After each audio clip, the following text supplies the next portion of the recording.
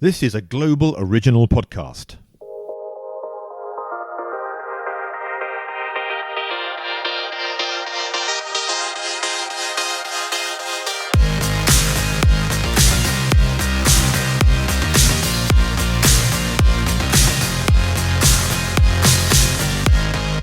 Hello, my name is Gordon Glenister. Welcome to Influence, the global podcast that shines a spotlight on the influencer marketing industry. I'm the co-founder of BCMA Influence, which is a professional membership association that represents the influencer marketing industry. And my objective is to interview some of the most interesting people in the world of influencer marketing. And in the next 30 minutes, get real insights, ideas and tips to help you better understand the fascinating world of influence. So in today's episode, we're going to be talking to the Director General of the European Advertising Standards Alliance, Lucas Boudet. Now, new data from the UK's advertising regulator, the EASA, suggested that more consumers are more aware now of adverts from influencers as the industry has increased its spend over the last year. There's now around 1 in 4 complaints about online advertising submitted to the EASA in 2019 that took issue with sponsored influencer posts. The UK's Ad Watchdog's annual report suggested that it resolved 34,717 complaints, about 24,886 ads last year, and of these, 16,767 complaints were made in relation to online ads, whereas 9,997 corresponded to TV ads. And over the past year, the ASA has issued warnings to a number of influencers and brand partners over misleading or unclear ads, including Zoella and ASOS, and a number of ITV Love Island contestants. So in light of this, I wanted to understand more about the role of the European-wide Advertising Standards Alliance, and who better to ask than the Director General, Lucas Boudet. So we are the European Advertising Standards Alliance. We are an association based in Brussels. And what we do, we defend self-regulation for the purpose of ensuring responsible advertising. So behind us, we have industry associations representing all of the advertising ecosystem, advertisers, agencies, media, all forms of media. It can be radio, TV, press, online, outdoors, etc. that all come together because they have a common interest and belief that advertising should be responsible. And then behind us, we have another category of members. We have 27 self-regulatory members, which are based across Europe. This is to say the EU, but most EU countries and beyond. So maybe soon the UK, but as well we have members in Turkey, for example, or in Switzerland. And these self-regulatory organizations, what they do is on a daily basis, they ensure that advertising standards are enforced. So self-regulatory organizations, first they bring together the local advertising ecosystem, they set together rules, and they commit to abide by those rules. And then beyond that, what they will ensure is that then the advertising that is produced is in line and compliant with those advertising standards. So they do checks, for instance, provide advice even before the campaigns are launched. This is what we call copy advice. They can do also monitoring. And as a last line of defense, they handle consumer complaints. If a consumer feels misled or is offended by an ad, they can actually file in a complaint to the local self-regulatory organization, which is the ASA in the UK, for instance. We handle cross-border complaints, which means that no matter where the consumer is in Europe, if there's an SRO, and no matter where the ad comes from, stems from, whatever country, it will be handled in the person's local language. Why do you think it's important to have a single voice across Europe rather than just leaving it to the regulatory bodies in their own countries? In other words, what's the purpose of the collaboration? Well, first of all, I think that indeed rules, self-regulatory rules, have a national component to it, because there's what is legal, what is illegal. But then we talk about issues of decency, for example, what is acceptable, what is not acceptable. And this can vary from one country to the other. What is acceptable in Finland might not be acceptable in France, for instance. And the same goes throughout time. So there's a social element. So it's important, and this is why we are locally rooted, first of all. The SROs can really understand the context in which the ads are produced and better understand also the consumer, how the consumer will perceive these ads. This said, it's important to be united as well. So we call that unity in diversity, because indeed, in European level, there are many different directives and regulations that cover issues of commercial communication. And here, our job is to defend the fact that self-regulation works hand in hand with law, but does provide specific assets compared to hard law. For instance, it can adapt quickly. Complaints are handled in 1 month or 2 months at most, which is quicker. So there's room for self-regulation to exist.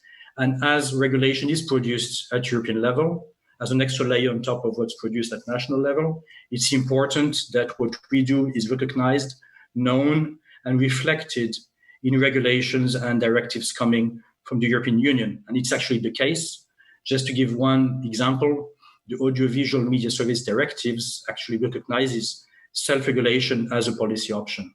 So how do you measure the impact of some of these regulations? And from an influencer marketing perspective, we know that the level of complaints are rising, and some would say a rule is only as good as the enforcement measures behind it. And therefore, how do you answer the criticism that some of these rules are not creating the impact they deserve? So there's different elements. I think, first of all, the majority of marketers want to act responsibly because they have actually business interest in doing so. Trust is paramount. It's a big share of the market capitalization of brands. So they need to act responsibly. Of course, we always focus on those who don't do it right. And here there's two categories, I would say. There's those who maybe by mistake or lack of understanding don't act correctly. So this is why SROs provide advice, copy advice to marketers to know exactly what are the rules, how to be as close, how to respect them whilst being creative. Then we have, and we can talk about it, it's influencers themselves who sometimes don't really realize that they are marketers and need to abide by specific rules as well. So here there's a role of training and education. Then we have rogue traders, those who are maybe even sometimes based on the other side of the world, who want to act in a non-responsible manner. And our system has not really been designed to handle these cases. So this is why when it happens, our self-regulatory organization is called to decide on an ad which is not compliant and it comes from a rogue trader, they will refer it to the authorities.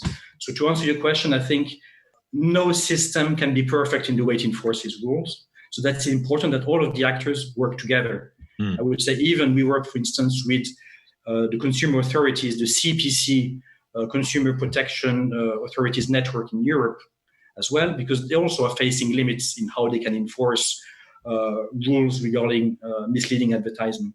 So I think all of the systems themselves, the more we work together, the more we can achieve proper enforcement. So even before enforcement is to ensure awareness and then inform enforcement to address those that still don't comply. But no system, I would say, is perfect. I think that the more we do together, the closer we can get to that goal. I absolutely agree. In fact, one last question before we move on, because I'm keen to talk about the recent survey you've done across Europe around the impact of COVID in relation to complaints. So do you think technology will play an increasing role, particularly with AI and spotting misleading ads? I know the EASA are looking at this in particular and wondered if it was widely being considered across Europe? Of course. Self-regulation has adapted throughout time. Our rules are based on the ICC code, which dates back to 1937. And of course, even TV, was nascent at that period. And we've adapted the rules to changing environments. And now the majority of ad spend is online, and this will not stop. And of course, it means there's new mediums, new possibilities, but also many more advertisers. Before, a shop owner would put decorated storefront. Now it can actually post something on Facebook or on Google. So there's many more. There's a bigger community of marketers. Before it was concentrated among brands. Now there's a long tail of smaller ones. We need to raise awareness. There's more volume to handle as well. And that's growing and being handled by our network. So of course, to address this, we need to take advantage of technology. So we don't see it as a problem. It's more part of the solution. So indeed, some of our members, such as the self-regulatory organization, as you mentioned, in the UK, but also in France or in Netherlands, are working on different technologies. So one of them is artificial intelligence to screen the ads and identify specific advertisement that would not be compliant. That's one element, but it's also avatar monitoring to duplicate, to create, just an example in the UK, to create the profile of an underage kid navigated online and to identify which ads are being served. Because now it's a really individualized experience, the advertisement. Every citizen has its own, online at least, its own ad environment, and we need to address this. So as these ads are being served with technology, we need to control them through technology. And I think the solution is having a human factor, which is important, because the last call at the end of the day is a matter of perception. If we talk about taste and decency, there's a local element to it. So as of today, it can't be fully automatized. Maybe one day it will, but as of now, we need humans to make the final call. But the mass can be pre-cleared, pre-analyzed through technology. So this is why, as I said, some members are working on it and we are supporting them. And at EASA, we are considering specific also investment into that field. Today in our membership we have the stakeholders of all the advertising ecosystem, and it's important as well because those big companies, Google, Facebook, these platforms, if you can call them that way, or digital players, it's important that as well they are part of the self-regulatory system because they are part of the equation in addressing online advertisement. So talk to me a little bit more about the survey you've recently conducted. I'm trying to get an idea of the number of complaints that were received. The first thing we can point out and credit to the network is that all of our members have continuing operating, because what they do on a daily basis, no matter if it's COVID or something else, is to ensure ads are responsible, that there's no misleading claims, that it's socially responsible. So with COVID, we'll see that it's even more acute, but the baseline has been maintained. Of course, working from home, but all of the network have been handling consumer complaints. These variations between countries in the number of complaints, we have seen some decrease in the complaints during the lockdown period. Same goes for copy advice, although now we are seeing that it's being picking up pretty quickly. But despite that reduction, there has been a series of complaints and a number of those regarding COVID-19. And we have some interesting ones across the world as well. So for example, regarding claims, we have one where a mattress can actually protect people from COVID-19. So that's playing with the lack of understanding that maybe some consumers may have between germs, between viruses and general cleanliness. This one comes from India, but I think it was interesting as an anecdote to pick it up. But as closer to us, some examples, we have drinking wine, for example, can protect against different diseases, chronic diseases, including COVID-19. So of course, this is not substantiated. So just two examples that are really extreme, but sometimes it's a bit more borderline where there is no way to substantiate the claim. In this case, it cannot be considered as a responsible advertising. We have health claims, a series of them, but there's also issues of excessive pricing. There's maybe less products available as well, and unsupported claims.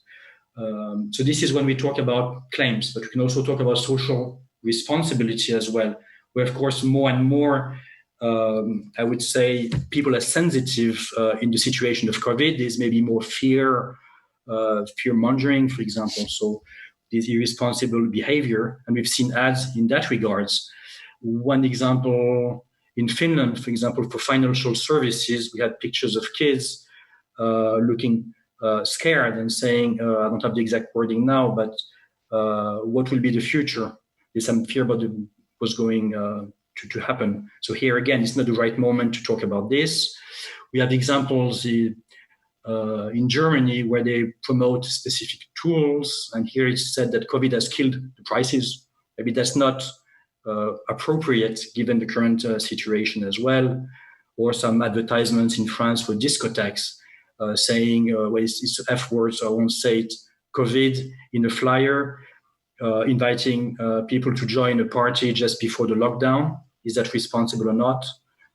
same thing. We need to exercise caution in the current situation. And then what about the media? Have you found has been which specific media have you found has been the largest area of complaints? So traditionally, the two most complained about, the channels in which we see the most complaints is online and audiovisual media services, on video on demand, TV, etc. So it reflects, I would say, the general breakdown per media is reflected in the nature of complaints regarding COVID. But I think we could also here pinpoint outdoors, for example, that was heavily impacted as a sector, of course, given the lockdown. And we've seen this is more personal load, seeing also across billboards positive messages that have been done as well to support. And I think we can also highlight the great job that has been done, because here we talk only about negative examples. So what we can talk about is advertisers that make a good job, and also complaints where there's been a complaint, but it has not been upheld, not been considered as being not responsible as well.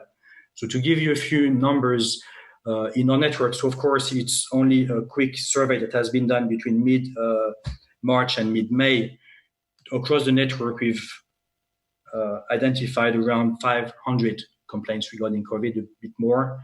And across the world, I think it's 1,600 across the network. Of course, this needs to be further defined, looking back at the year when it will be over and see how it compares to other statistics. And Lucas, what sort of steps did your members have to take during the COVID-19 lockdown? What we try to address is see what extra steps our members have done to serve the consumers and also businesses. So as I said, first, they continued operations, but beyond that, as it's an acute topic, is to provide advice for marketers, also advice for consumers on the websites for some of our members, also having statements. EASA, together with ICAS, with some sister organizations across the world, has issued a statement also pushing for advertisers, first praising them for the good work, but also insisting that advertisement should be responsible and that marketers should respect laws and standards and also take into account sensitivities of people in the current situation. So advice, general advice, but also ad hoc advice, which means through what we discussed, copy advice, where marketers can actually, on the specific case, get an assessment from experts that handle complaints and advice throughout the year.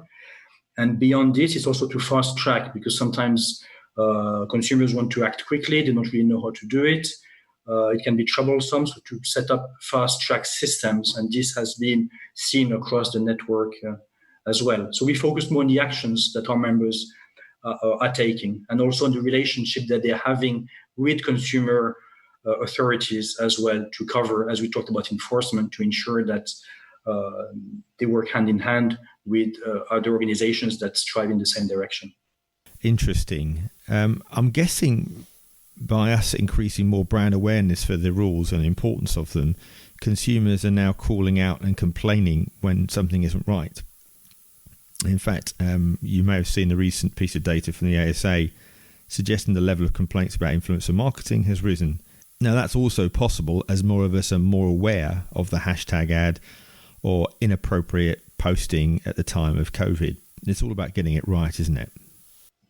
Totally. And I think that the advice I can give, and this is valid for marketers and consumers, is when in doubt, if you don't know if your ad campaign, just ask copy advice to your local SRO, because maybe what is acceptable outside of COVID-19 times maybe is not acceptable today. So check it. And for consumers, the same thing.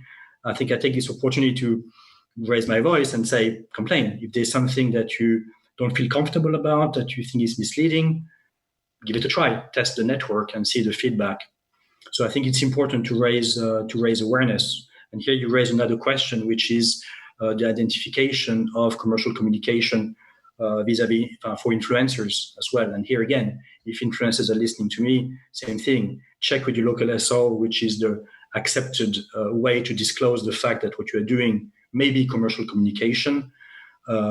Please use whatever means it is, hashtag ad. For instance, in the UK, might be something different in other countries where the word advertisement is not ad, for example. So that's, I think, the challenge is how to find the correct articulation between being global, whether it's a brand or an influencer, and on the other side, respect local cultures. So I think it's taking into account which population you're addressing. That's number one, who you're talking to in general. Always be on the safe side, put more hashtags than less, if applicable. So we have some discussions on this as well with platforms and trying to find other types of solutions as well.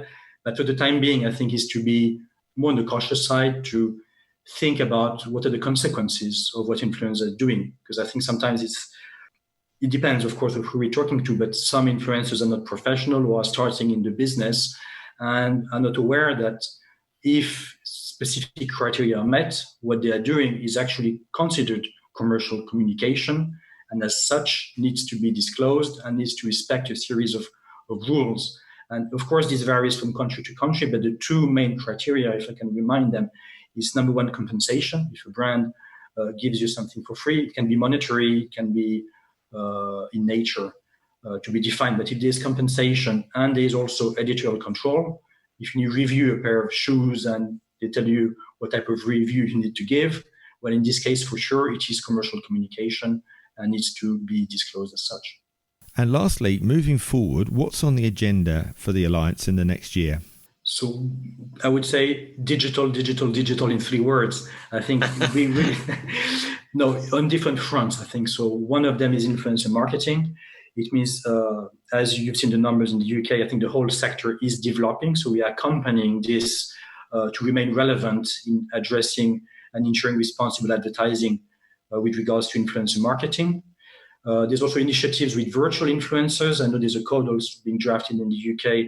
So also to support, to be linked to those initiatives to make sure that our advice and expertise on those codes applies. So here, I think that's one element. Digital as well, because as I mentioned earlier, behind our alliance, we have advertisers, agencies, and media. But it would be good also to have platforms on board. So we're in the discussion, we have conversations with some of them as well, for them to be fully part of our network. And we hope to progress on this in the coming months. And digital is the tools as well. We talked earlier on about AI, about web crawlers, about avatars. So the idea is to invest in technology, take the best practices that some of our members have, and as much as possible, of course, I think it will go beyond the next 12 months, but really to step up our network to make sure it's future-proof with these new developments. So if you want to access all the legal guidance relating to the EASA disclosure guidelines, go and check out the BCMA website, which is www.thebcma.info. Or if you want to find out more about the Alliance, the web address is www.EASA, which is EASA-alliance.org.